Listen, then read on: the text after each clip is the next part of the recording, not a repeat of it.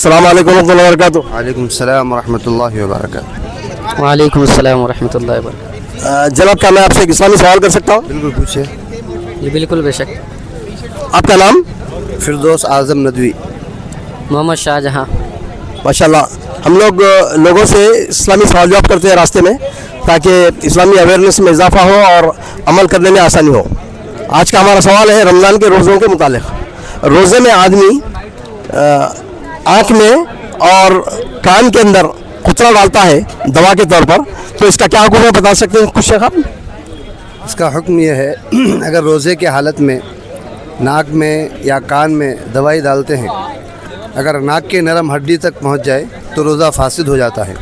इसी तरीके से कान में अगर वो दिमाग तक और दिमाग के ज़रिए से मैदे तक अगर पहुंच जाए, उसका असर पहुंच जाए दवाई का, तो रोज़ा फासिद हो जाता है। उसके अलावा रोज़ा फासिद नहीं होता।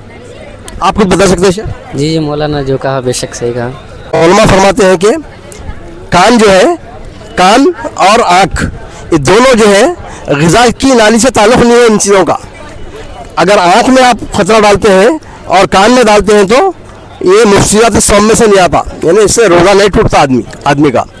अगरचे के ज़बान पे अगर मज़ा भी महसूस हो रहा है, अब देखिए आप करेला है या कोई कड़वी चीज़ है, अपने पैर के नीचे रखेंगे, आप उसको मसलेंगे बहुत देर तक तो ज़बान पर उसका असर आ गया, कड़वापन, तो ये जो है ना मैदे में नहीं पहुँचता, तो उलमा इजाज़त देते हैं। लेकिन नाक एक ऐसी चीज़ वाज़े जगह है जो मुंह के करीब है और ग़िज़ा की नाली से उसका ताल्लुक़ है।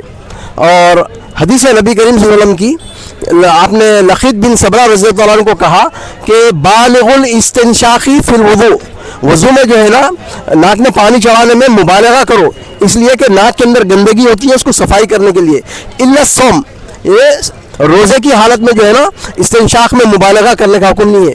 तो इस हदीस से हमको ये मालूम हुआ कि नाक के अंदर अगर कोई हम ख़तरा डालेंगे, 2-3 ख़तरे हैं जो हलक तक पहुँचते हैं, तो वो मुफ्सिदात सौम में से है, रोज़ा टूट जाएगा। लेकिन आँख में और कान में डालने से रोज़ा नहीं टूटेगा। हाज़ा वल्लाहु आलम। जज़ाकल्लाह खैर शेख।